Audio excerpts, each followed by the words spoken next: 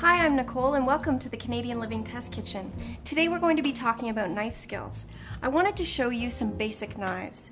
This is a carving knife, we have a boning knife, a paring knife, a steak knife, a cake knife, a serrated knife, and a standard chef's knife.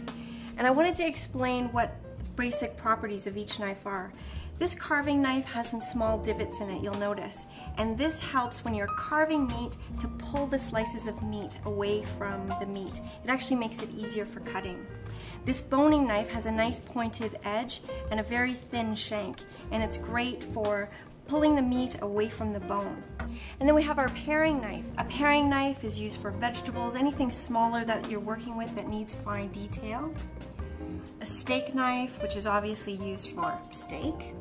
A cake knife, which is slightly serrated. It gives you a nice clean edge, but it also allows you to use a sawing motion so that it doesn't crush the cake when you're using it.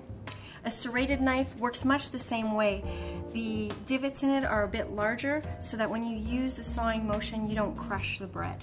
People will often ask me how to choose a chef's knife, and really there's no right or wrong answer to that. It's really about personal preference. This is a classic 8-inch chef's knife, which I find really works well for me. There's a 10-inch, there's a 12-inch. It'll depend on what you're doing and how you want to work with it.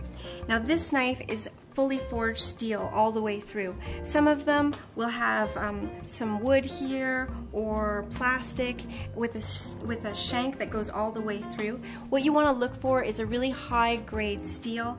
You want to make sure that when you're using a chopping motion that your knuckles don't hit your board. You're more likely to have an accident with a dull knife than a sharp knife because you'll have to use more force when you're cutting. And you're going to use a rocking motion, and that's why the knife is shaped like this. You want to take your knuckles and curl them up and use them as your guide.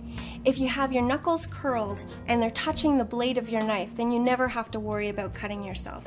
And you want nice even slices, and again you can see that I'm just keeping my fingertips curled and touching the blade of the knife and just working in a slow rocking motion.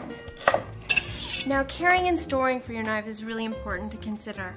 You want to make sure that you hand wash your knives. Don't put them in the dishwasher. It really maximizes the life of them. Store it horizontally or with the blade side up, and that's just really to prevent the blade from wear and tear.